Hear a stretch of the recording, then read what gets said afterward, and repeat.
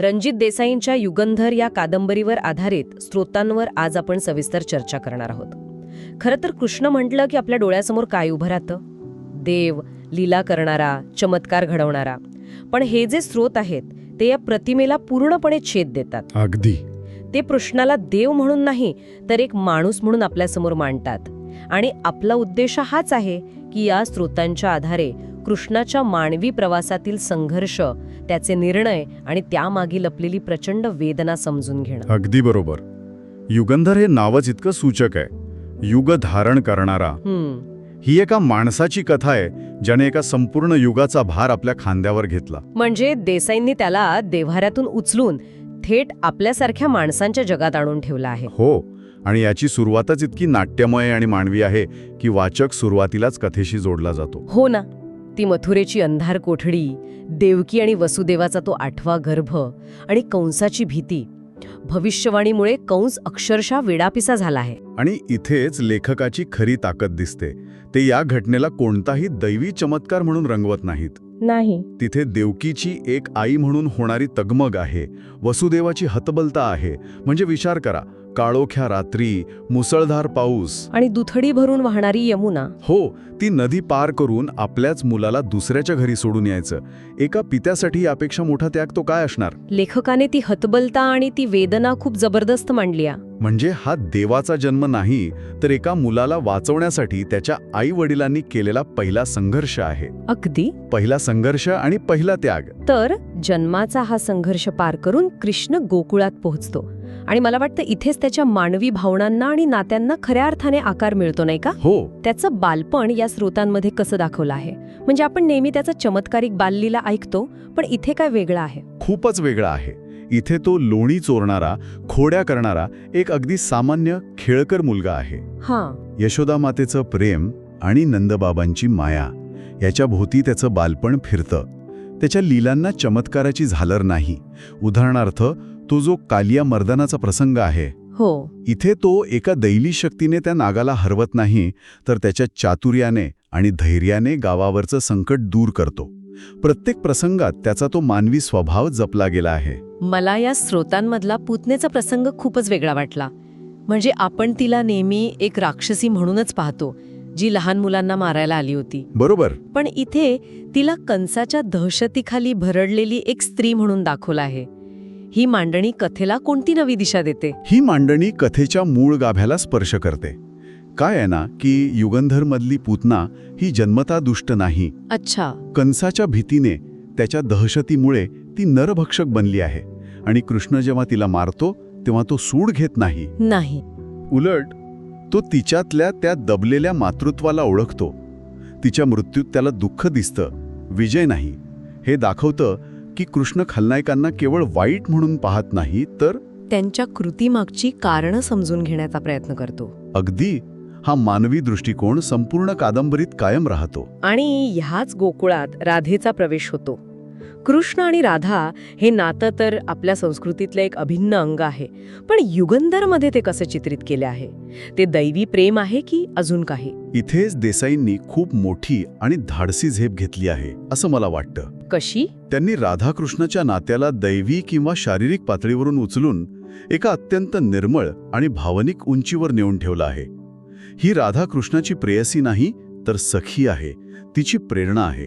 सखी? हो. त्यांचं नातं अधिकाररहित आहे, अपेक्षारहित आहे आणि पूर्णपणे बाधाहीन आहे. राधाकृष्णाला देव मानत नाही, ती त्याला एक मित्र मानते ज्याच्यासोबत ती तिचं सुखदुःख वाटून घेऊ शकते. हे नातं कृष्णाच्या आयुष्यातल्या मानवी एकाकीपणावर फुंकर घालतं. पण हा सुखाचा काळ फार काळ टिकत नाही. गोकुळ, राधा, बालपणीचे सवंगडी हे सगळं मागे सोडून कृष्णाला मथुरेत परतावं लागतं.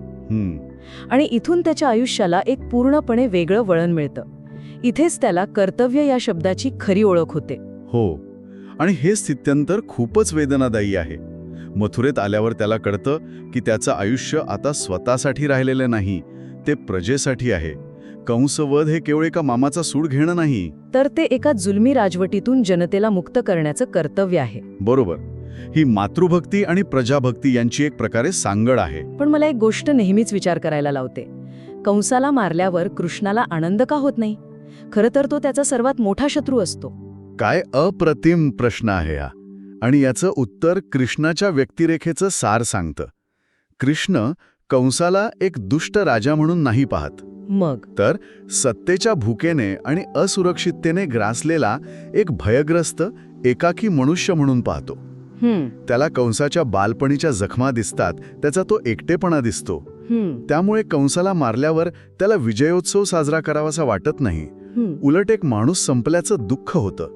ही करुणेची भावना त्याला इतरांपेक्षा खूप वेगळं ठरवते. मग मथुरेचा राजा झाल्यावर तर त्याच्या पुढची आव्हानं अजूनच वाढतात. त्याला कळतं की राज्य फक्त शौर्याने नाही तर राजकारणाने चालतं. हो, जरासंधाचा धोका समोर उभा राहतो. बरोबर. आणि इथेच त्याचा एक रणनीतिकार म्हणून उदय होतो. त्याला समजतं की मथुरेत राहून जरासंधाशी सतत लढत राहण्यात शक्ती वाया घालवण्यापेक्षा एक नवीन सुरक्षित साम्राज्य उभं करणं जास्त महत्वाचं आहे. आणि म्हणूनच तो द्वारका वसवण्याचा निर्णय घेतो. हो, हा निर्णय त्याच्या दूरदृष्टीचा पुरावा आहे. पण मला एक प्रश्न पडतो. मथुरेतून पळून जाऊन द्वारका वसवण्याचा निर्णय हा पळपुटेपणा म्हणून पाहिला गेला नाही का त्या काळी? म्हणजे स्रोतांमध्ये यावर काही भाष्य आहे का? नक्कीच आहे. अनेकांनी, विशेषतः शिशुपालासारख्या राजांनी त्याला रणछोडदास म्हणून हिणवलं. अच्छा. पण कृष्णासाठी प्रजेचं हित सर्वात महत्वाचं होतं. विनाकारण होणारी जीवितहानी टाळून समुद्राच्या किनारी एक अभेद्य राजधानी वसवणं ही त्याची रणनीती होती. पण या राजकीय निर्णयाची त्याला खूप मोठी वैयक्तिक किंमत चुकवावी लागली. हो, खूप मोठी. ती म्हणजे राधेला कायमचं गमावणं. हो, हा त्याच्या आयुष्यातला सर्वात मोठा, सर्वात वेदनादायी टर्निंग पॉइंट आहे. त्याचा हा निर्णय लोकांना समजतो, पण राधेला नाही समजत. जेव्हा ती त्याला शेवटचं भेटते तेव्हा ती त्याला एकच प्रश्न विचारते, तू देव आहेस का? हो. आणि त्यावरचं त्याचं उत्तर, ते त्याच्या संपूर्ण आयुष्याचं सार आहे. तो म्हणतो, मी देव नसतो तर मला इतकं गमवावं लागलं नसतं. वाह. एका वाक्यात तो राज्यासाठी वैयक्तिक सुखाचा त्याग करण्याची वेदना व्यक्त करतो. हीच त्याची खरी मानवी शोकांतिका आहे. द्वारकेत स्थिरस्थावर झाल्यावर त्याचा संबंध पांडवांशी येतो. आणि तो फक्त त्यांचा नातेवाईक राहत नाही, तर त्यांचा मित्र, मार्गदर्शक आणि गुरु बनतो. हो, तो त्यांना केवळ शस्त्रविद्या नाही शिकवत, तो त्यांना राज्यकारभाराचे धडे देतो. कठीण परिस्थितीत मनोधैर्य कसं टिकवायचं हे शिकवतो. तो त्यांचा आधारस्तंभ बनतो. आणि द्रौपदी सोबतचं नातं, ते तर खूपच गुंतागुंतीचं आणि भावनिक आहे. स्रोत सांगतात की ती त्याला केवळ भाऊ मानत नव्हते. या नात्याचं वेगळापण काय होतं? द्रौपदी आणि कृष्णाचं नातं सख्यत्वाचं आहे, पण ते अत्यंत बौद्धिक आणि भावनिक पातळीवरचं आहे. द्रौपदी ही कदाचित एकमेव व्यक्ती आहे जी कृष्णाला त्याच्या निर्णयांबद्दल प्रश्न विचारू शकते. अच्छा. ही त्याला आपलं एकमेव रक्षणकर्ता मानते. आणि जो वस्त्रहरणाचा प्रसंग आहे तो या कादंबरीत चमत्कार म्हणून दाखवलेला नाहीये. मग कसा दाखवलाय? तिथे कृष्णाने प्रत्यक्ष येऊन तिची लाज राखली असं नाही, तर त्याने निर्माण केलेल्या नैतिक दबावामुळे आणि त्याच्या अप्रत्यक्ष हस्तक्षेपामुळे कौरवांना थांबावं लागलं असं चित्रण आहे. लेखकाने इथेही चमत्काराऐवजी मानवी आणि राजकीय हस्तक्षेपावरच भर दिला आहे. म्हणजे प्रत्येक टप्प्यावर तो युद्धापेक्षा शांतीलाच महत्त्व देत होता. हो, कौरवांकडे फक्त 5 गावांची मागणी करणारा शांती प्रस्ताव घेऊन जाणे हे त्याचं सर्वात मोठं उदाहरण आहे. अगदी खरंय. त्याला शेवटच्या क्षणापर्यंत युद्ध टाळायचं होतं, कारण त्याला माहीत होतं की या युद्धात दोन्ही बाजूने फक्त विनाशच होणार आहे, फक्त विनाश. पण दुर्योधनाचा अहंकार, हो, त्याचा अहंकार आणि सत्तेची लालसा यापुढे त्याचा नाईलाज होतो. जेव्हा दुर्योधन म्हणतो की सुईच्या टोकावर मावेल एवढी जमीनही देणार नाही, तेव्हा कृष्णाला कळतं की आता युद्ध अटळ आहे. समोर आपलेच आजोबा, गुरु, भाऊबंध पाहून अर्जुनासारखा महान योद्धा खचून जातो. तो शस्त्र खाली ठेवतो. हो. अशा वेळी कृष्ण त्याला तत्वज्ञान सांगत बसत नाही. तो अर्जुनाला त्याच्या कर्तव्याची जाणीव करून देतो. कर्तव्याला मनापेक्षा वरचं स्थान आहे. हा त्याचा उपदेश म्हणजे एका मित्राने दाखवलेला कठोर सत्याचा मार्ग आहे. म्हणजे तो अर्जुनाच्या मनाचा आरसा बनतो. अगदी. आणि त्याला त्याच्या क्षात्रधर्माची आठवण करून देतो. या युद्धात भीष्म, द्रोण, कर्ण यांसारख्या महान योद्ध्यांचा मृत्यू होतो. एका सामान्य माणसाला आपल्याच नातेवाईकांना मारताना पाहून आनंद होणार नाही. कृष्णाची मानसिक अवस्था काय होती? इथेच युगंधर कृष्णाच्या मानवी वेदनेला हात घालतो. त्याला यापैकी एकाही मृत्यूचा आनंद होत नाही. भीष्म त्याचे आजोबा आहेत, द्रोण गुरु आहेत, कर्ण त्याचा भाऊ आहे. हो. प्रत्येक मृत्यू त्याला आतून तोडत जातो. स्रोत स्पष्ट करतात की कृष्ण स्वतःच्या निर्णयांच्या ओझ्याखाली दबलेला, मोडलेला एक मनुष्य आहे, जो धर्मासाठी कठोर निर्णय घेण्यास भाग पडलाय. तो हसतो, पण त्याचं हसणं हे विजयाचं नाही, तर वेदना लपवण्याचं आहे. युद्ध संपतं, पांडव जिंकतात, धर्मराज्य स्थापन होतं, पण कृष्णाच्या आयुष्यात शांती येत नाही. उलट एक नवीनच वादळ उभं राहतं. आणि हे वादळ जास्त भयानक आहे, कारण ते बाहेरून नाही तर आतून आलेलं आहे. म्हणजे द्वारकेत यादवी माजते. त्याचेच वंशज यादव सत्तेच्या आणि मद्याच्या नशेत एकमेकांचे जीव घेऊ लागतात. त्याच्या डोळ्यांदेखत त्याच्या नातवाचा मृत्यू होतो, त्याच्या कुळाचा विनाश होतो. ही तर खूप मोठी शोकांतिका आहे. म्हणजे ज्याने संपूर्ण जगाला धर्म शिकवला, तोच आपलं घर, आपलं कुळ वाचू शकला नाही. हो, आयुष्यभर धर्म वाचवण्यासाठी, इतरांची घरं वाचवण्यासाठी लढणारा कृष्ण स्वतःचं कुळ वाचवू शकत नाही. तो स्वतःच्या आयुष्याच्या शेवटी म्हणतो, मी आयुष्यभर धर्म जपला, पण माझं स्वतःचं कुळ वाचवू शकलो नाही. या एका वाक्यात त्याच्या आयुष्याची सगळी व्यथा सामावलेली आहे. त्याचा विजय पूर्णपणे पोकळ ठरतो. पोकळ, निरर्थक. आणि मग त्याचा शेवट, तोही तितकाच अनपेक्षित आणि मानवी आहे. हो, कोणताही दैवी चमत्कार नाही, कोणतीही अलौकिक घटना नाही. कृष्ण एका जंगलात झाडाखाली एकाकी बसलेला आहे. एकटा. हो, एकटा. आणि जरा नावाच्या एका शिकाऱ्याचा बाण हरिण समजून त्याच्या पायाला लागतो आणि त्यातच त्याचा अंत होतो. हा शेवट खूपच प्रतिकात्मक वाटतो.